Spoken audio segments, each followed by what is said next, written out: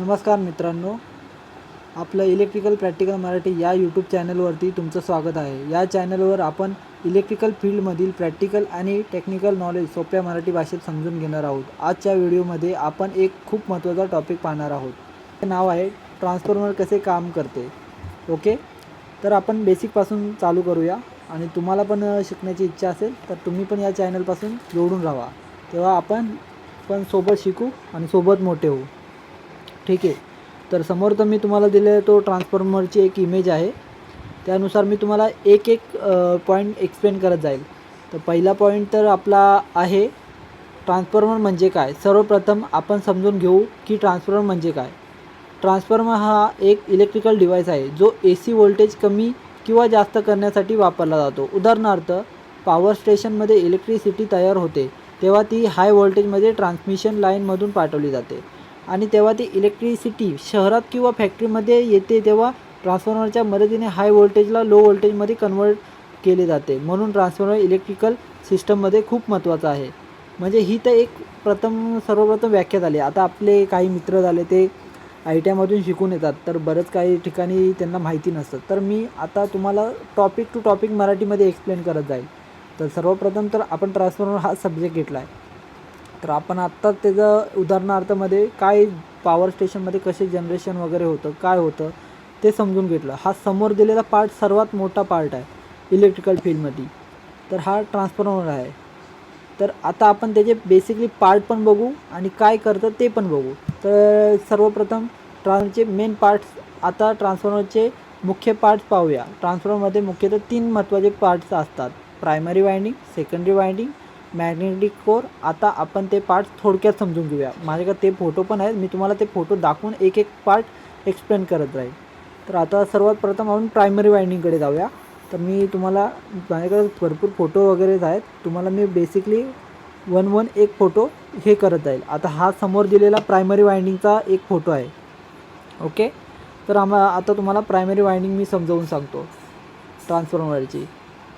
तर ट्रान्सफॉर्मरमध्ये प्रायमरी वाइंडिंगचं, ट्रान्सफॉर्मरमध्ये जी वाइंडिंग सप्लायला कनेक्ट असते तिला प्रायमरी वाइंडिंग म्हणतात। जेव्हा आपण AC सप्लाय प्रायमरी वाइंडिंगला देतो तेव्हा त्या वाइंडिंगमध्ये करंट फ्लो होतो आणि त्या करंटमुळे मॅग्नेटिक फील्ड तयार होते।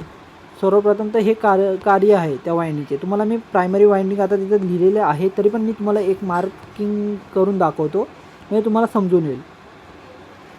तर ही एक आहे ती प्रायमरी वाइंडिंग झाली आपली।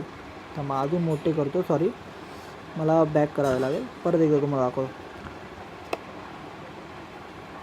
ही बघा, ही जी मी मार्किंग केलेली आहे ती प्रायमरी वाइंडिंगसाठी मार्किंग केलेली आहे। ही प्रायमरी वाइंडिंग आहे आपली ट्रान्सफॉर्मरची आणि ती सर्वात मध्ये स्क्वेअर टाईप दिसत आहे ती मॅग्नेटिक कोर आहे। त्या मॅग्नेटिक कोरला आपली प्रायमरी वाइंडिंग म्हणजे कॉपरची वाइंडिंग ती लपेटलेली आहे, तिला प्रायमरी वाइंडिंग असे आपण बोलतो। आता मी तुम्हाला आता ही प्रायमरी वाइंडिंग दाखवलेली आहे, तसंच तुम्हाला पहिलं मी एक एक पार्ट आजच्या ज्या यूट्यूब चॅनलचा व्हिडिओ आहे त्याच्यामध्ये एक्सप्लेन करत जाईल। तर तसे आपण एक एक प्रायमरी वाइंडिंग झाली, सेकंडरी वाइंडिंग झाली, मॅग्नेटिक कोर झाली, ती एक्सप्लेन करून देऊया। आता प्रायमरी वाइंडिंग तर मी तुम्हाला दाखवली, ते पुन्हा एकदा सांगतो, ती मार्किंग केलेली आहे तिथं लक्ष द्या। प्रायमरी वाइंडिंग ट्रान्सफॉर्मरमध्ये जी वाइंडिंग सप्लायला कनेक्ट असते, म्हणजे सप्लायला कनेक्ट असते प्रायमरी वाइंडिंग, ती जेव्हा आपण AC सप्लाय प्रायमरी वाइंडिंगला देतो, म्हणजे आपला AC सप्लाय तुम्हाला बऱ्याच लोकांना माहिती असेल। AC सप्लाय म्हणजे आपले 2 सप्लाय असतात, DC असतो आणि एक AC असतो। सॉरी थांबा, मी मार्किंग हे नाही केले, 2 मिनटं। हा आपला AC सप्लाय झाला आणि हा DC सप्लाय झाला। ओके, म्हणजे AC म्हणजे आपला अल्टरनेटेड करंट आणि DC म्हणजे डायरेक्ट करंट। आता DC तर आपण बाजूला ठेवूया, आता मेन फोकस करूया आपण आपल्या AC करंटवरती। AC करंट काय असतो मित्रांनो, AC करंट हा आपला अल्टरनेटेड करंट म्हणजे आपला सर्वीकडे यूज करणारा करंट आहे। AC करंट हा कसा असतो, आपला जो डिस्ट्रीब्युशन असतो, पहिलं तर सर्वप्रथम आपला ST पॅनल येतो, ST पॅनलपासून RMAला जातो, RMAमधून जी प्रायमरी वाइंडिंग येते, म्हणजे STचा जो सप्लाय असतो तो RMA थ्रू आपल्या ट्रान्सफॉर्मरला जातो, तो ट्रान्सफॉर्मरला जातो, ती प्रायमरी साईडला आपला तो लोड कनेक्टेड होतो, तिला आपण प्रायमरी वाइंडिंग बोलतो। आता थांबा, तुम्हाला जरा बॅक जाऊन तुम्हाला ट्रान्सफॉर्मरचा प्रायमरी वाइंडिंगचा फोटो दाखवता येत असेल तर मी तो दाखवतो, 2 मिनटं।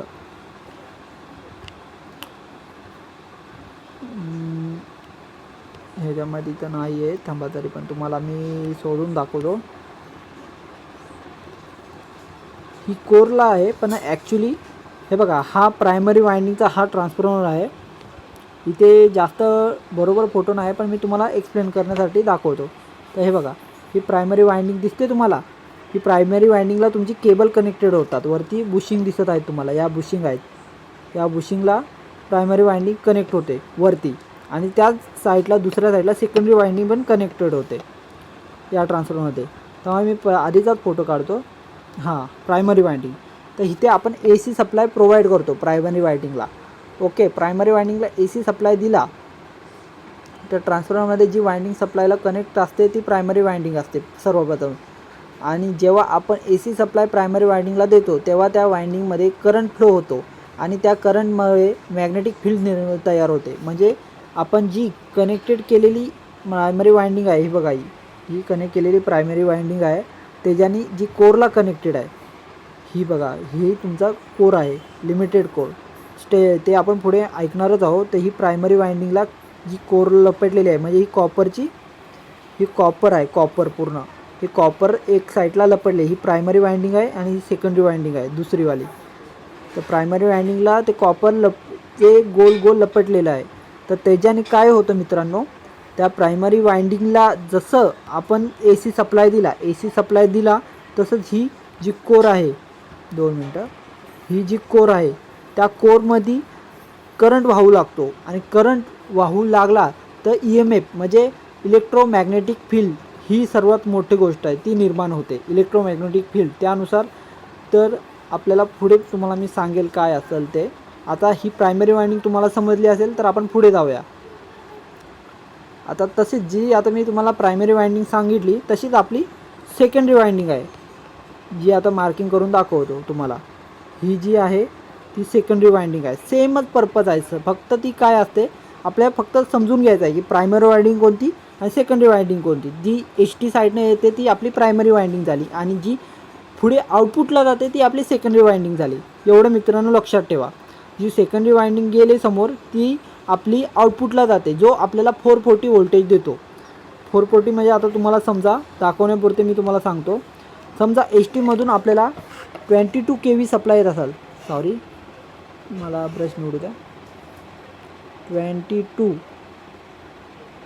kV सप्लाय येत असेल तर आपल्याला आउटपुटला, हा मित्रांनो आउटपुटला ACची डायग्राम करतो, 440 व्होल्टेज मिळतं.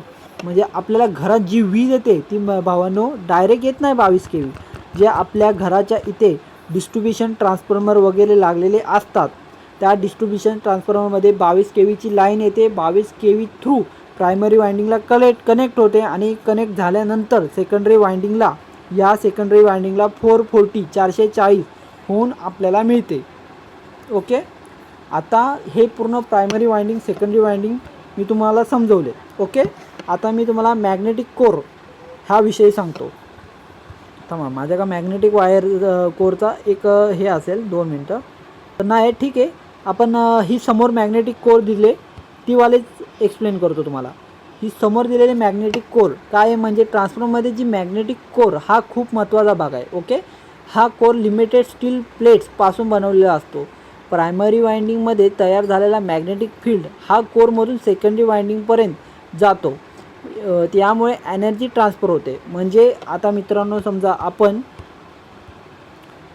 इथे प्रायमरीला 22 kV दिली तर तो सेकंडरीला कसा नेऊन देतो, तर ते प्रोसेस आहे आपली ही कोर. ही जी कोर आहे मित्रांनो, यानुसार आता प्रायमरीला करंट लावला ती अशी अशी अशी फ्लो करत आपल्या सेकंडरी वायंडिंगला मिळते. ती म्हणजे ही वाली इथे भेटली तर आपल्याला ती कमी करून देते, म्हणजे स्टेप अपला स्टेप डाऊन करून देते. आपल्याला व्होल्टेज स्टेप स्टेप डाऊन करून देते. म्हणजे आता समजा आपला घरी जी वीज येते ती कशी येते, high voltage to low voltage येते. आता हा समोर फोटो तुम्हाला दिसत असेल तर हाय व्होल्टेजची लाईन तुम्हाला मी मगाशी बोललो 22 kV पण असू शकते, 11 kV पण असू शकते, नाहीतर लो व्होल्टेजनुसार ती म्हणजे कुठे लो व्होल्टेज करून ती परत हाय व्होल्टेजला डिस्ट्रीब्युशनला पाठवली जाते. आता आपल्याकडे जो स्टेप डाऊन ट्रान्सफॉर्मर आहे हा समोर स्टेप डाऊन ट्रान्सफॉर्मरचं तुम्हाला हे दाखवलं आहे. स्टेप डाऊनचं भावांनो कसं असतं, जी प्रायमरी वाइंडिंग असते ही बघा, ही जी प्रायमरी वाइंडिंग झाली त्याला हे कॉपरचे रन आहेत ना, रन एक साईडला ते जास्त प्रमाणात असतात, जास्त प्रमाणात. हा स्टेप डाऊन आहे ना मित्रांनो, तर स्टेप डाऊन कशा असते, प्रायमरी साईड जास्त रनची असते आणि सेकंडरी साईड भावांनो कमी याची असते.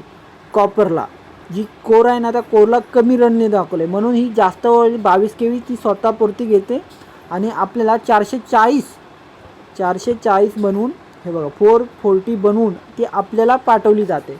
मग त्यानुसार ती तुमच्या इथे तारां थ्रू येत असेल, त्या तारां थ्रू आपण पूर्ण घेत नाही. 3 फेजची लाईन असते, पण मित्रांनो आपण फेज किंवा न्यूट्रल त्या तारांमधून आपले जे इलेक्ट्रिकल पोल असतात त्या तारांमधून घेऊन आपल्या मीटरपर्यंत आणतो. मीटर थ्रू आपली एक आता DB वगैरे नाही ते MCB असतो त्यानुसार येते आणि त्यानंतर आपल्या बोर्डात येते. ओके मित्रांनो, तसेच ते स्टेप अप आणि स्टेप डाऊन असे म्हणले जातात. आता ट्रान्सफॉर्मरचे 2 प्रकारचे असतात ते तुम्हाला मी सांगितलं, स्टेप अप ट्रान्सफॉर्मर आणि स्टेप डाऊन ट्रान्सफॉर्मर. त्यांच्याला घरात येणारा व्होल्टेज साधारण 230 व्होल्ट असतो, पण ट्रान्समिशन लाईनमध्ये व्होल्टेज 11 केव्ही त्यापेक्षा जास्त असतो, म्हणून ट्रान्सफॉर्मर वापरून व्होल्टेज कमी केला जातो. ओके, म्हणजे जी 11 केव्ही तुम्हाला बोललो ना मित्रांनो, 11 केव्ही नाही तर 22 केव्ही ती डायरेक्ट देत नाही, ती ट्रान्सफॉर्मर थ्रू 230 म्हणजे डायरेक्ट 230 ना 440 मधनं आपण जी लाईन गेलेली असतात इलेक्ट्रिकल पोलवरून,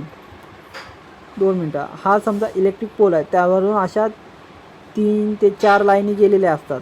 त्यानंतरनी इथून आपण एक न्यूट्रल असते, एक R असते, एक Y असते, एक B असते. त्यामुळे आपण एक सिंगल फेज घेतो, ही न्यूट्रल झाली आणि ही B फेज झाला समजा, म्हणजे सिंगल फेज झालं. मग हे टोटल आपल्याला 230 व्होल्टेज मिळतं. ओके, 230 इतकं व्होल्टेज भेटून जातं. तर हे असं आहे मित्रांनो, स्टेप डाऊन स्टेप अप ट्रान्सफॉर्मरचा एक हे झाला. ओके मित्रांनो, त्यानंतर आपण जास्त याच्यामध्ये घुसणार नाही मित्रांनो, आपण एक एक पार्ट बघत जाऊ. तुम्हाला नाही ट्रान्सफॉर्मर समजला मित्रांनो, आता मी इतके बघत आहे हिंदी काय काय असतात व्हिडिओ, मी पण स्टार्टिंगला व्हिडिओ बघून हे करत होतो. आता मी पण जॉबला आहे, मी पण आता टेक्निशियन म्हणून मेंटेनन्स डिपार्टमेंटलाच आहे, मला टोटल रोल बघायला लागतात. पण मित्रांनो मी कसं तुम्हाला आता सांगायचा प्रयत्न करतो आहे की काय असतं ट्रान्सफॉर्मर आणि कसे, म्हणजे तुम्ही इंटरव्ह्यूला तरी गेलात तरी बेसिकली तुम्हाला विचारलं तर माहिती आहे की बाबा ट्रान्सफॉर्मर हे काय असतं आणि काय करतं. ओके, तर आता मित्रांनो आपण स्टेप अप स्टेप डाऊन हेपर्यंत झालं. आता ट्रान्सफॉर्मरमध्ये ऑइल का असते, ट्रान्सफॉर्मरमध्ये ऑइल देखील असते. ट्रान्सफॉर्मर ऑइलचे 2 मुख्य काम असतात, ते पण मी तुम्हाला सांगतो. ते पण मित्रांनो मी तुम्हाला सांगतो ते का वापरले जातात. तर मित्रांनो आता माझ्या वाईट बॅकग्राऊंड नाही, पण पुढच्या वेळी मी नेक्स्ट टाईम लक्षात ठेवेल. आता हीच घ्या, ट्रान्सफॉर्मरमध्ये जे ऑइल असतं ते 2 प्रकारे यूज केलं जातं. एक तर तुमचा ट्रान्सफॉर्मर हीट होत असतो, कंटिन्यू तो लाईनला राहून तो तुमचा ट्रान्सफॉर्मर हीट जनरेट करत असतो, तर हीटमुळे पण ट्रान्सफॉर्मरला तुमचा धोका असू शकतो. म्हणून ट्रान्सफॉर्मरमध्ये ऑइल टाकलं जातं. मित्रांनो ऑइल असल्यामुळे ट्रान्सफॉर्मर थंड राहतो, थंड राहिल्यामुळे तुमची ट्रान्सफॉर्मरची कॅपॅसिटी बोलू नाही शकत, त्याचे चालण्याची प्रक्रिया चांगली राहते आणि त्याचं भविष्यात एवढे ब्रेकडाऊन येत नाही.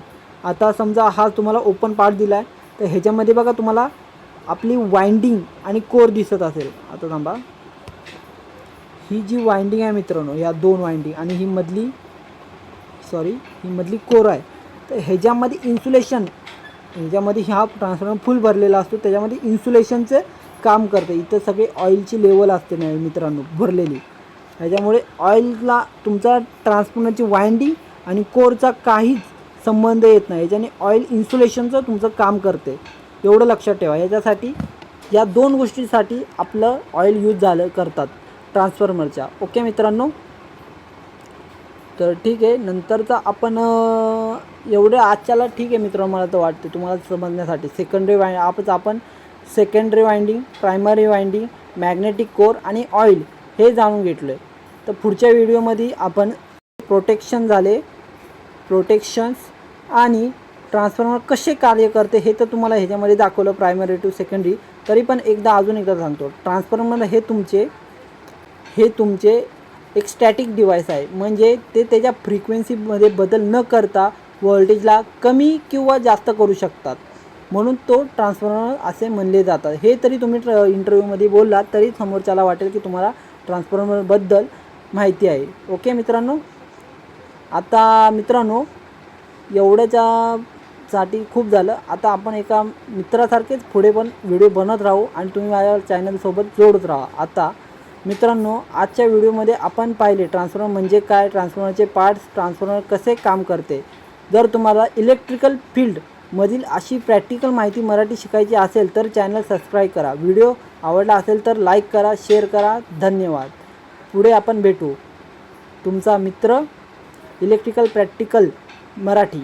Okay, thank you.